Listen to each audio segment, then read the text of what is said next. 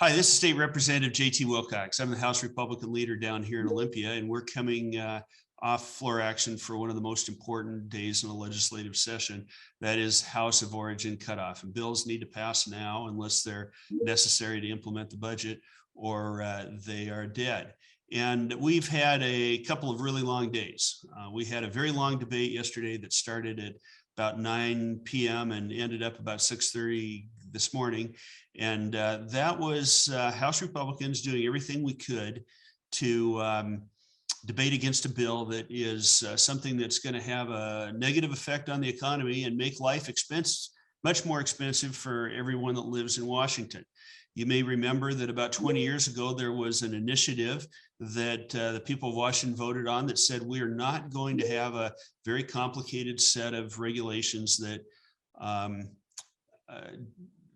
regulate businesses and workers in terms of repetitive stress.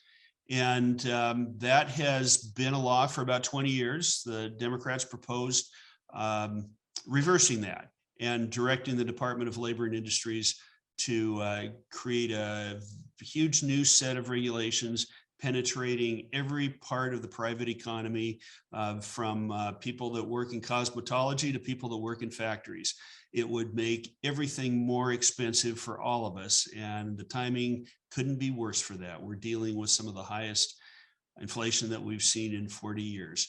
The bill ended up passing, but it only passed with 50 votes, which is the minimum number needed. And I think that means it's going to have a lot of trouble in the Senate. And our long debate, even though we lost the vote, may mean that we win the war, which is the bill doesn't get passed and become law.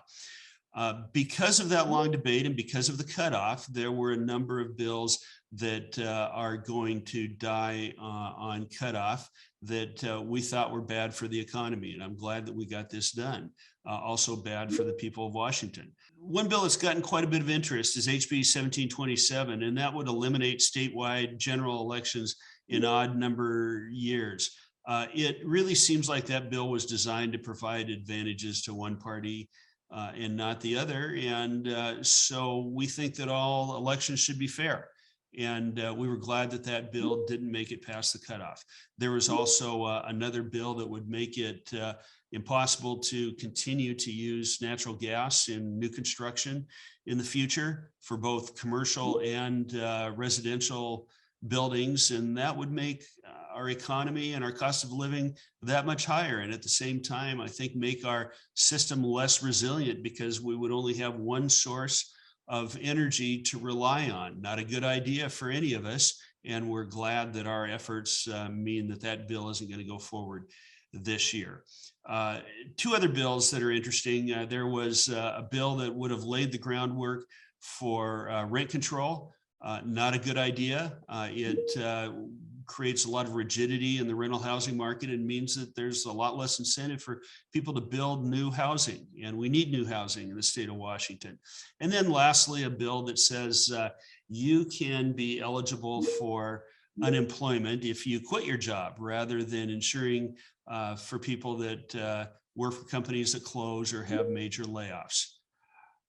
That's the highlights of the last couple of days. I'm pretty tired. I haven't been home in about 36 hours. Had a couple of hours of sleep on my couch in my office this morning, but happy to be doing the work that I was elected to do. Good talking to you all, and I'll see you later.